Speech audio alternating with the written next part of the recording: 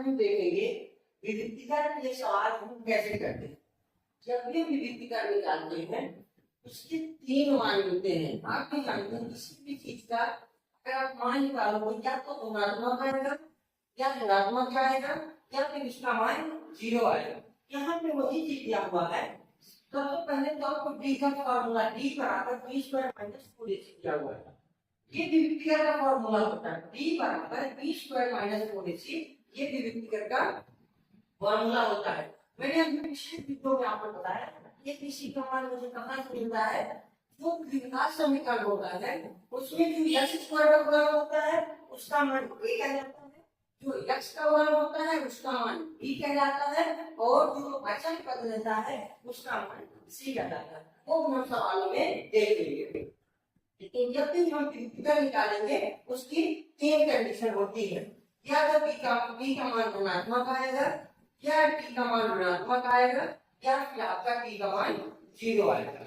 वही प्राकृतिक कंडीशन यदि b स्क्वायर माइनस 4ac बराबर 0 से तो समीकरण के जो दो मूल होते हैं वो भिन्न भिन्न होते हैं। मतलब यदि विविधीकरण को जब हम निकालेंगे तो t का मान अगर धनात्मक आ गया है उस समीकरण के जो दो वास्तविक मूल आएंगे वो अलग अलग आएंगे। मतलब जो x के मान आएंगे वो अलग अलग।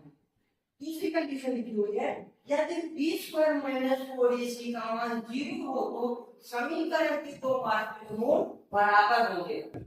इसका मतलब ये हुआ कि अगर t का मान 0 के बराबर आया है तो समीकरण के जो दो वास्तविक मूल होंगे वो बराबर होंगे। मतलब जो दो x के मान आएंगे वो बराबर आएंगे।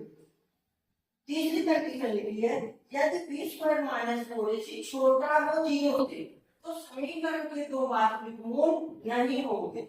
मतलब कहने का कि अगर t का मान आपको ऋणात्मक में मिल गया या बी स्क्वायर माइनस 4ac छोटा है 0 से इसका मतलब ये है विविधीकरण हमारा ये 0 आ गया तो उस समीकरण के कोई वास्तविक मूल नहीं होंगे।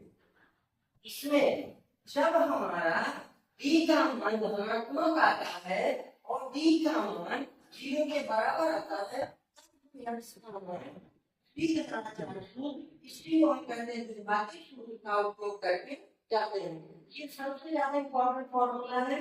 इसको कैसे पढ़ेंगे x बराबर minus b plus minus under root b square minus 4ac बटे 2a।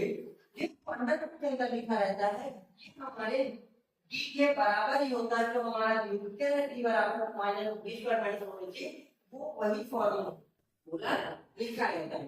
तो हम लोग इसको अगले सवालों में देखेंगे कि b का मान कैसे कैसे आ रहा है। तीनों कंडीशन हम इसका सवाल करेंगे तो हमारा ज्यादा क्लियर हो जाएगा।